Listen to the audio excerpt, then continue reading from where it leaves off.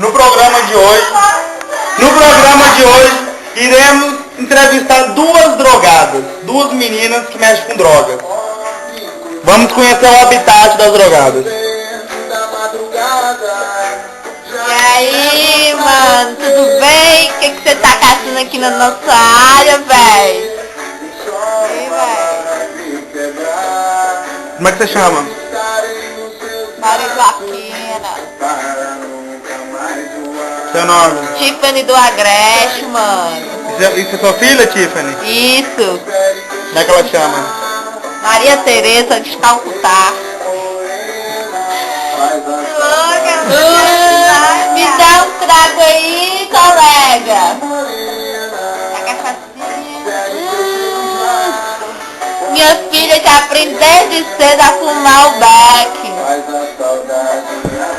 Você não gosta, filhinha? Não gosta? Fala com a mamãe aqui, fuma uma também. E aí, tá aprendendo desde cedo.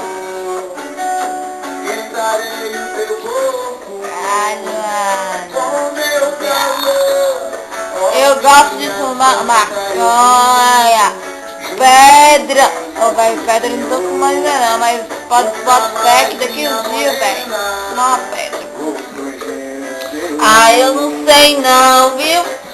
Ultimamente não tô sem dinheiro pra nada, tem que dar um ali na esquina, tem que dar pra um, pra outro. Mas de vez em quando a gente consegue uma pedrinha. Mas não, mano, você me dá um tiro, tá demasiado legal. O que é bom mesmo é esse trem aqui. A ponta, mano.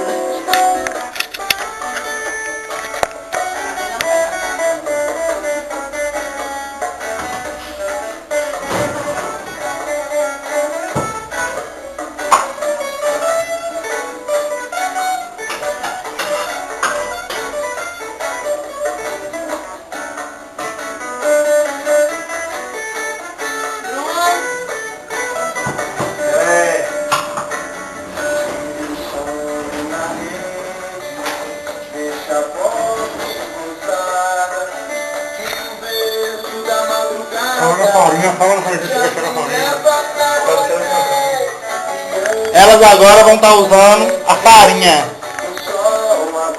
Ó, essa aqui é a farinha, tá ligado? Pega a farinha, mano. Faz carreirinha muito louca, mano. Muito louca, ó. Você misturar com ovinho e tal, também depois, um pouquinho, não dá nada não, tá ligado?